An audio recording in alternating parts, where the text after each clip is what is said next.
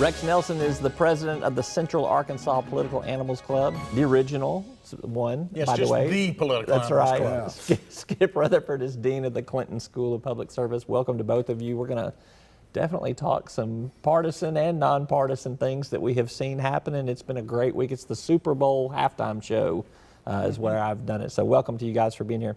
Let's talk about the Republican convention. It's wrapped up in Cleveland. Rex, I'm coming to you first. Well, was it a convention that unified Republicans? No, it was not at all.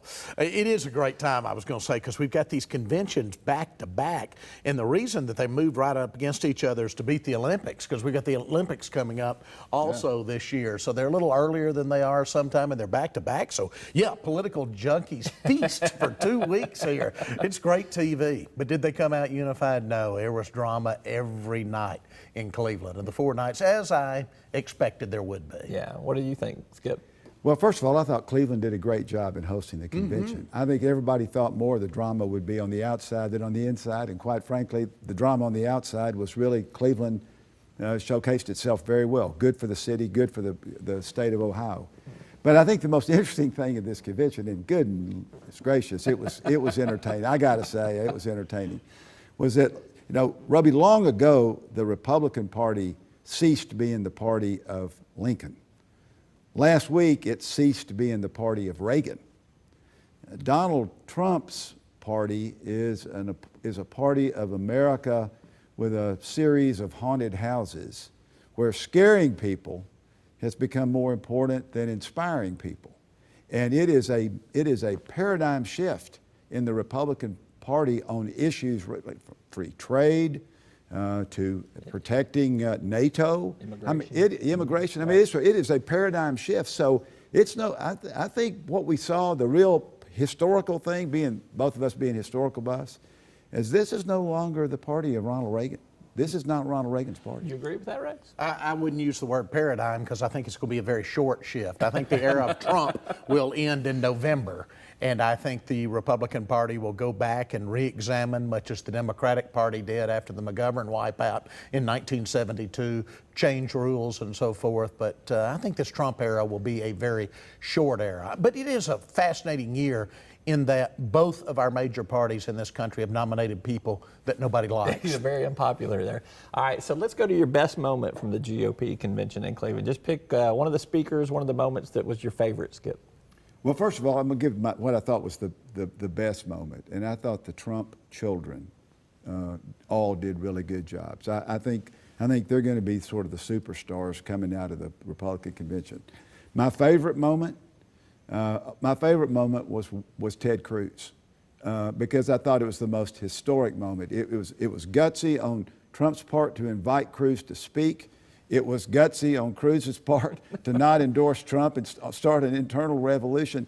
You just don't see that at conventions. You can't make this stuff up, Roby. Rex, it was just too good to watch. I hate to be Johnny One Note, Roby, but yeah, that was historic to see a major speaker in prime time literally get booed off the stage. I mean, those of us, when I worked in the media, we would complain all the time because conventions have become so scripted in recent decades and there wasn't any action. Now, I mean, it wasn't a brokered convention, but this is as close as we're going to get in modern times. It was great theater. I loved watching it just from an entertainment standpoint. There were quite a few moments for me too, and I just kind of the funniest moment to me was Scott Baio, Chachi, was up there talking, and he said he wanted to make America America again. And I'm looking at my wife. I go, "What are we? Were we France? Are we Russia? We're already America, aren't we?" So anyhow, that was one of my funny moments there. And let's not forget that we had both our governor and our attorney general trotted out back to back on national TV. And Senator Cotton the night before. And Senator Cotton the night before. It was a Doyle big Webb night. Doyle Webb was up there. Yeah, we've never had Steve Womack Womack was playing a major role in this thing. We never have had as many Arkansas Republicans at the stage of a Republican convention, ever. It's crazy. It's crazy. All right, we're going to take a quick commercial break. We're going to come back. We're talking about the Democrats heading into Philadelphia after this. Skip Rutherford and Rex Nelson are my guests. We're back right after this word from our sponsors. Welcome back. We're talking politics with Skip Rutherford and Rex Nelson. Let's turn our attention to the Democrats heading into Philadelphia. If the Republicans were not united after the Cleveland convention, are the Democrats united going into Philadelphia? Bernie Sanders has endorsed. You're going to see all the former presidents. You're going to see a lot more unified front. But are the Democrats unified, Skip? Well, I think the Democratic candidates are more unified. I'm not sure that the young people who felt the burn are there yet. I think one of the key things to watch, Roby, in the opening moments of the Democratic convention is what does Bernie Sanders say, not just his support of Hillary Clinton, but what does he say to his supporters? That's going to be the big opening night at the Democratic convention, because Hillary needs this young people activist base that right now still hadn't moved over there. Yeah. Moving. Republican convention probably helped them some, but they're waiting to hear from Bernie Sanders. That's going to be the big moment Monday night. What does Bernie say? How does he say it? It's going to be interesting to watch. And after Cruz, you know, all expectations are off. Because again, who would have ever thought Ted Cruz would have done what he did? I certainly didn't. Yeah. So I think Bernie Sanders will be strong. I hope he's strong. But that's the thing to watch Monday night. How about you, Rex? And what if they are fairly unified, what do they need to get out of the convention in Philadelphia? They are fairly unified, but as Skip said, they're not totally unified, and there's still a lot of chance for drama. But what they have to try to get is start building some trust back for Mrs. Clinton. I mean, her numbers are low right now. She has had a very bad summer. Like I said, both candidates have nominees